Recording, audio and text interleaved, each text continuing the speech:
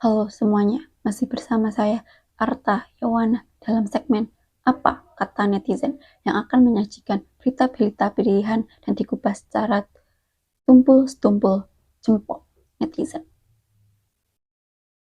Dikutip dari Twitter Catch Me Up, ternyata bukan di Indonesia doang di mana dana bansos dikorupsi, tapi di Jepang juga dan koruptornya kabur ke Indonesia. Judulnya, National News, koruptor dana bansos COVID-19 Jepang ngumpet dan ditangkap di Indonesia. Mau ketemu sama ex-mensos yang korupsi bansos juga apa gimana? Dari judulnya itu udah ada dua hal yang cukup mencengangkan gitu. Yang pertama, Jepang negara yang udah maju, tata pemerintahnya udah baik, masih kecolongan korupsi. Bahkan yang dikorupsi itu dana bantuan sosial untuk COVID-19. Dan yang kedua, pelaku koruptornya kabur ke Indonesia. Oke, langsung ke beritanya. Iya, shock kan? Jepang negara yang dikenal santun, rapi, taat aturan itu ternyata ada kasus korupsi, dana bantuan sosial juga guys. Terus kalau hal ini udah cukup mencengangkan buat kamu, wait, karena ada yang lebih bikin shock. Si tersangka pelakunya kabur dan kaburnya ke Indonesia. What? We know. Jadi gini, pas zaman sudah susah di pandemi kemarin, emang pemerintah di banyak negara itu menyalurkan dana bantuan sosial buat masyarakat supaya hidup rakyat nggak berat-berat amat. Nah, di Indonesia, kamu pasti ingat dananya dikorupsi sama ex-menteri sosial RI Juliari Batubara dan sekarang doi udah mendekam di penjara. Ternyata penyelewengan dana bansos ini juga terjadi di Jepang. Sama kayak di Indonesia, pemerintah Jepang juga nyiapin dana bantuan sosial buat kelompok usaha kecil dan menengah yang terkena dampak COVID-19. Terus dana subsidi ini dimanfaatkan oleh si buronan tadi buat kepentingan sendiri. Dear, no everybody meet. Itsuhiro Taniguchi. Taniguchi ini terbukti bersalah karena udah memanfaatkan pandemi COVID-19 buat ngajuin dana subsidi ke pemerintah Jepang dan ngaku bisnisnya terpuruk karena COVID-19. Buat ngajuin dana subsidi ke pemerintah Jepang dan ngaku bisnisnya terpuruk karena COVID-19. For konteks, kalau mau ngajuin dana subsidi pemerintah, masyarakat harus bikin proposal dulu yang isinya ada nama, nomor identitas, sampai nomor pajak. Nah, si Taniguchi barengan sama komplotannya yang lain dibantu juga sama anak dan istrinya. Dari periode Juni sampai Agustus 2020 udah bikin sampai 1.700 proposal palsu. Dan yang duitnya udah cair adalah untuk 960 proposal. Dari 1.700 proposal yang udah cair 960. Ada total dana yang udah masuk adalah 960 juta yen atau senilai 7,3 juta US dollar. Banyak banget loh. Itu berapa ya? Entahlah. Hah, Indonesia banget nih. Yes, namanya pergi ke luar negeri kan, pakai paspor tuh. Meaning segala track record kamu kemana aja lewat jalur apa tuh akan bakal ketahuan di imigrasi kan. Nah, setelah ditelusuri yang bersangkutan rupanya udah masuk ke wilayah Indonesia melalui Bandara Soekarno-Hatta sejak 16 Oktober 2020 dan punya kartu izin tinggal terbatas Kitas. Terkait hal ini, imigrasi yang udah diinfo soal kemungkinan keberangkatan yang bersangkutan oleh Kedubes Jepang di Jakarta langsung gercep kerjasama sama polisi untuk mengusut keberadaan Taniguchi. Hasilnya terlacak bahwa doi masih ada di Indonesia, tepatnya di Lampung. Nah, dia ngapain sih di Lampung? Well, ngakunya sih usaha investasi ikan. Jadi Kadif Humas Polri Irjen Denny Prasetyo menyebut selama ini Taguchi tuh nginep di rumah warga atas nama Mas Dugi yang berprofesi sebagai guru. I'm still speechless. sama. Nah, setelah otoritas Jepang menyadari bahwa si Taniguchi ini nipu, polisi langsung menelusuri kasusnya dan berhasil mengamankan istri dan kedua anaknya. Berarti istri dan anaknya ini dibawa karena perannya berkomplot, membantu Taniguchi memalsukan nomor-nomor pajak buat dimasukkan ke proposal itu. Lalu waktu giliran Taniguchi-nya yang dicari, polisi meyakini kalau itu orang udah kabur meninggalkan Jepang di bulan Oktober. Nah, ini plot twist. Setelah ditelusuri, Taniguchi rupanya kabur ke Indonesia. Taniguchi ini kan warga negara asing ya, jadi dia cuma bisa diproses pakai aturan imigrasi gitu. Secara tindak kriminalnya juga dilakukan di Jepang. Jadi walaupun dia punya kasus, tetap penindaklanjutannya di Jepang. Makanya yang dilakukan adalah Kedutaan Besar Jepang memohon sama Dirjen Imigrasi buat nemuin dan memulangkan si buron ini dengan cara keimigrasian. Ditambah ada sikap proaktif dari Polri yang ikut bantu. Jadilah proses penangkapan berjalan lancar. Kita cek apa kata netizen. Berarti per proposal itu 1 juta yen. Wow, 960 juta itu sekitar 100 miliar lebih. Kalau aku baca itu 104 miliar 671 juta 104.000 rupiah. Studi banding. Kayaknya Harun Masiku kesono dah buat program pertukaran koruptor mungkin. Doi pengen minta saran sama ahlinya. Jadi kan kalau di Indonesia ada juga yang korupsi bantuan sosial, yaitu Pak Menteri, ex-menteri sosial. Nah, mungkin pengen minta saran gitu ya, karena si bapak ini di mana dia itu korupsi dana bantuan sosial dan harusnya dihukum seberat-beratnya. Tapi pada realitanya hukumannya justru malah diringankan. Alasannya pun mengada-ngada, yaitu karena sudah cukup menderita dihina oleh masyarakat. Tuh. Berita selanjutnya ada cuitan dari Abdullah Toha. Ini juga saya kurang paham. Langkah pertama Mendak baru atasi melonjaknya harga-harga bahan pokok dengan mengumrohkan 2 pedagang pasar. Ada yang bisa bikin saya paham? Oke, kita cek beritanya ya. Keberuntungan menyambangi Warman dan Eli, pasangan suami istri sekaligus penjual minyak goreng dan bahan sembako lain di Pasar Cibubur, Jakarta Timur. Bagaimana tidak? Keduanya mendapatkan hadiah umroh dari Menteri Perdagangan Zulkifli Hasan.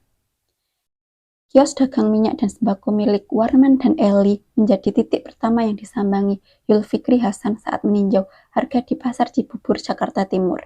Pria yang akrab disapa Yulhas ini mengajak pasangan suami istri berbincang mengenai harga penjualan dan distribusi minyak dan beberapa jenis sembako lainnya. Keduanya menjelaskan, untuk minyak goreng curah, keduanya harus bekerja 2 kali karena pengemasan menggunakan minyak plastik.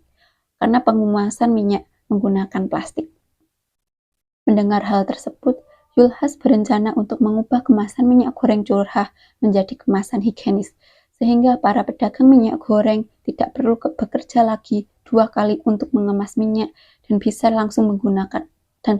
langsung diperjualbelikan. Perbincangan antara Warman dan Eli bersama Yulhas masih berlanjut dengan membahas harga penjualan sembako lainnya seperti telur, terigu, hingga beras. Sampai akhirnya Yulhas bertanya soal berapa lama keduanya mengelola kios dan berjualan sembako. Sudah bertahun-tahun, Pak, kata keduanya. Sudah haji belum? Tanya Yulhas. Belum, cuma baru orang tua, jawab Warman dan Eli. Ya udah, catat namanya ya, nanti saya umrohkan mereka berdua, tegas Yulhas. Saat dikonfirmasi terpisah, Warman menjelaskan bahwa dia tidak menyangka bisa mendapatkan hadiah umroh dari Yulhas. Ia mengatakan hadiah umroh itu merupakan rezeki lain dari penjualan minyak goreng. Oke, kita cek apa kata netizennya. Mungkin maksudnya umroh sambil Doakan krisis Migor segera teratasi. Bisa jadi biaya umroh itu dianggarkan dari Kemenak. Kalau dianggarkan dari Kemenak, jangan dong. Itu kan kalau uang Kemenak berarti uang yang diperoleh dari masyarakat, dari uang pajak. Masa iya kita patungan untuk membiayai umroh para pedagang? Aduh. Bagus juga kalau ada yang dibiayai berdoa di Yerusalem. Menteri baru, strategi baru atasi krisis. Gitu. Ya, untuk strateginya bagus. Kalau kata orang itu berusaha sambil berdoa gitu.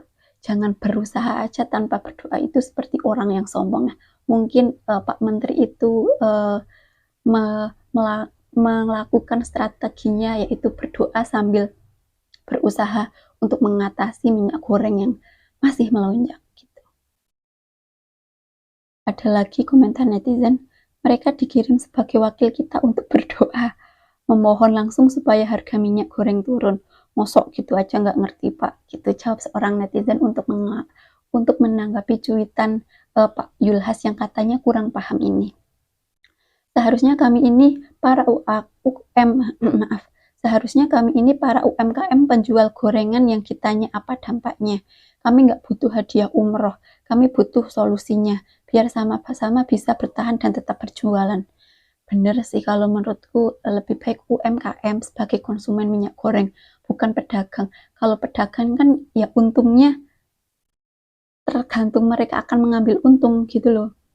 Dan harganya kalau emang harganya misal 50 per 2 liter, ya mereka mesti ikut dengan harga-harga para penjual lainnya. Yang paling dirugikan itu UMKM, misal penjual minyak goreng, yang tadinya mereka misal bisa berjualan gorengan satunya 1.000, dan misal omsetnya dalam satu gorengan itu 500 misal ya, saya kurang paham. Karena minyak goreng melonjak, kan omset mereka jadi berkurang gitu, bahkan mungkin malah tombok untuk yang harga gorengannya nggak sampai segitu harganya gitu. Jadi yang orang-orang yang benar-benar kena imbas dari harga-harga kebutuhan pokok yang melambung ini justru para UMKM gitu, bukan pedagang gitu. Menurut saya seperti itu ya. Kalau uang pribadi ya alhamdulillah, kalau uang negara ya agak aneh aja, ya agak aneh. Untuk selanjutnya ada cuitan dari pengguna PLN yang diupload oleh akun Instagram Ngerti Saham. Oke, saya bacakan untuk keluhannya. Guys, gue mau sharing pengalaman nggak enak gue sama PLN. Kronologi, beberapa hari yang lalu, tepatnya pas kita nggak ada di rumah, ada petugas PLN datang melakukan pengecekan seperti biasa.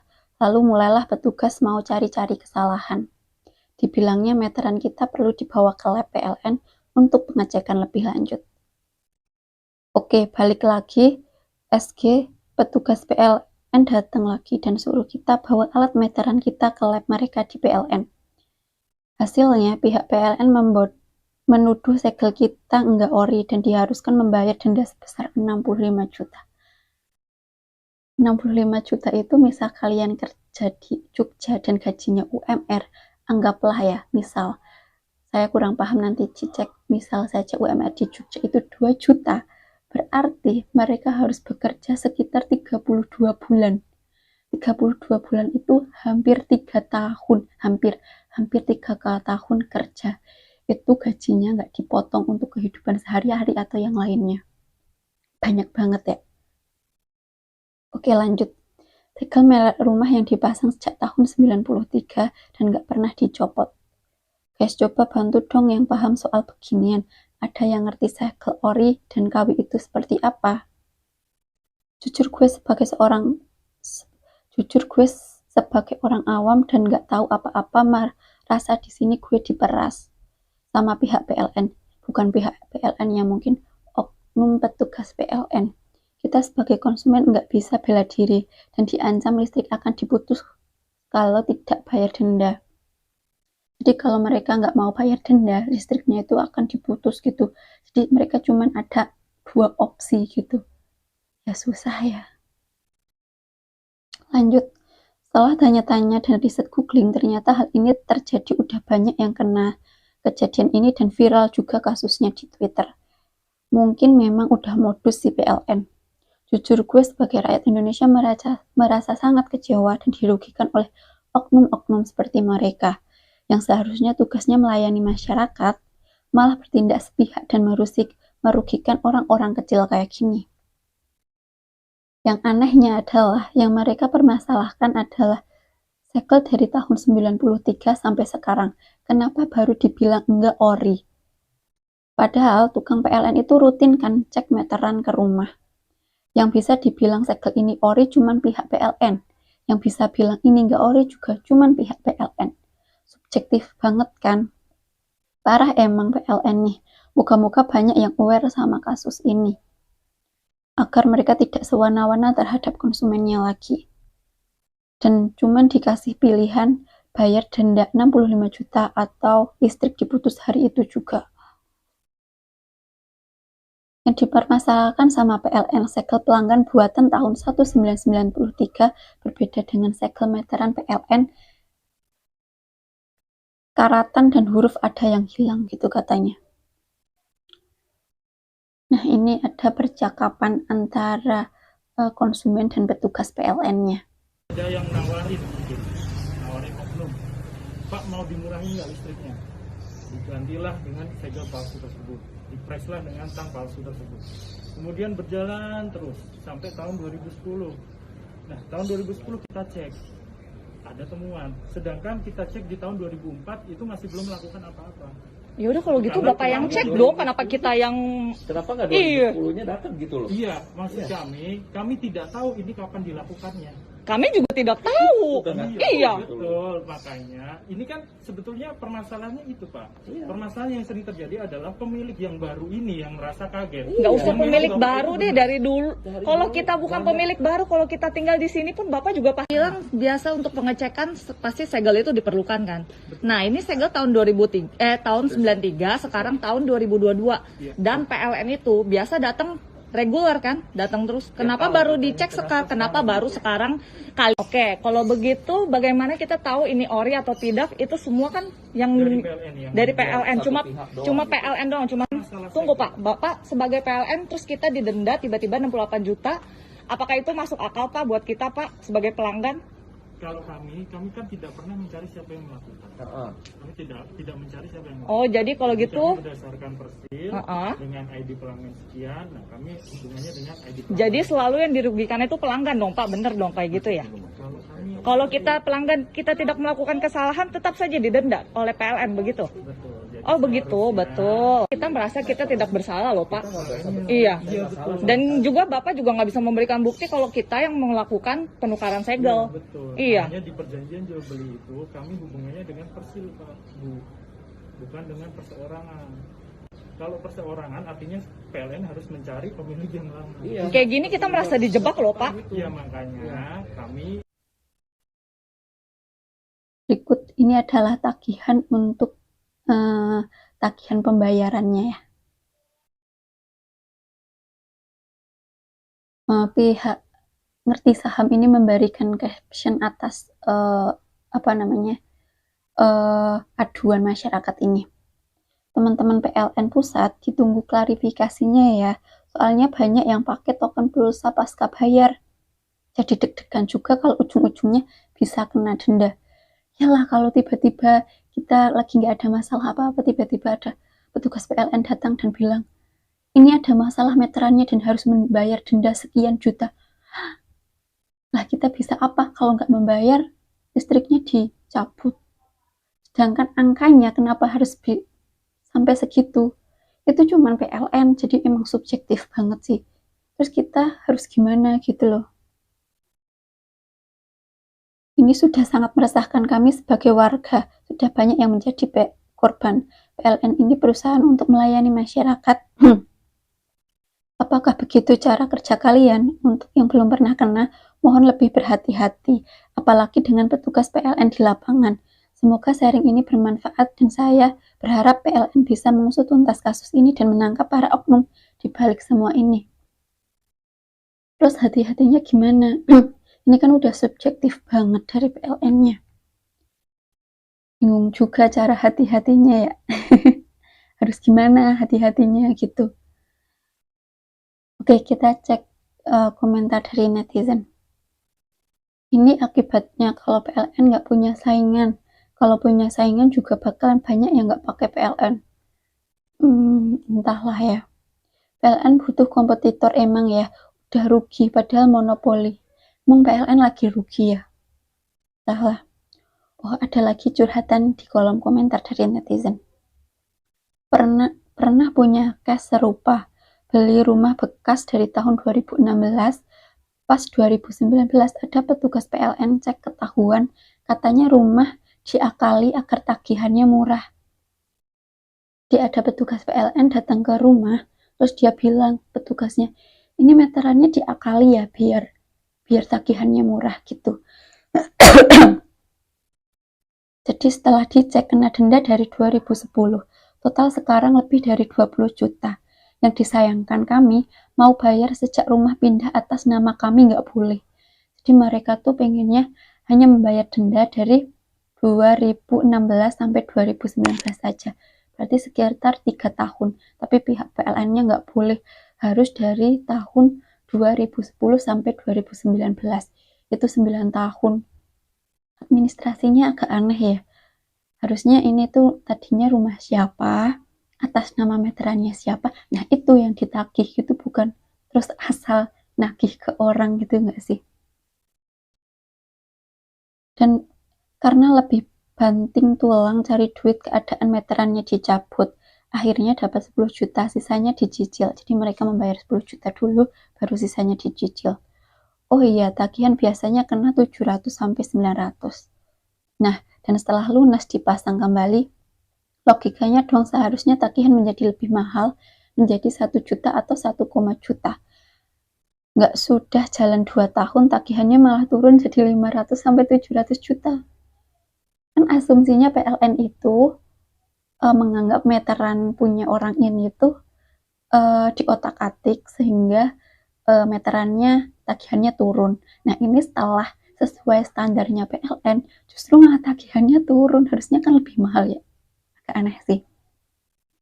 Nah, dan setelah lunas dipasang kembali, logikanya dong seharusnya tagihan menjadi mahal, 1 juta atau 1 juta.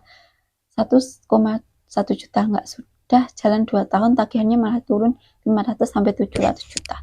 Logikanya kalau di rumah saya listriknya diakali, masa saya mau diakali menjadi lebih mahal? Ya dong, harusnya kalau diakali lebih murah bukan lebih mahal gitu. Bukti-bukti masih ada surat-surat PLN-nya. Ditanya ke PLN, jawabannya ya pemakaian kan nggak pasti sama dan berbeda-beda. Setelah googling banyak kasus serupa. Wahai PLN, bisa kasih jawaban kah? Jujur masih nggak ikhlas lunasin kena PLN 3 tahun lalu. Jadi ketika mereka komplain, lah kok malah punya saya tagihan listrikannya turun gitu, jawabannya PLN. Kan penggunaan sehari-hari itu berbeda-beda. Mungkin bulan ini dengan bulan yang kemarin penggunaannya lebih hemat, bulan ini jadi lebih murah. Itu jawab PLN. Sekian untuk berita hari ini. Apabila ada salah, saya mohon dimaafkan. Karena manusia tidak pernah luput dari yang namanya salah. Kembali kami ingatkan untuk tetap patuhi protokol kesehatan dan protokol kewarasan di tengah wabah hoax yang semakin merajalela, dengan tetap kritis dan cermat dalam menanggapi berita-berita yang ada. Karena mungkin saya adalah salah satu korban hoaxnya. Waspadalah, waspadalah. Saya akhiri. Dadah.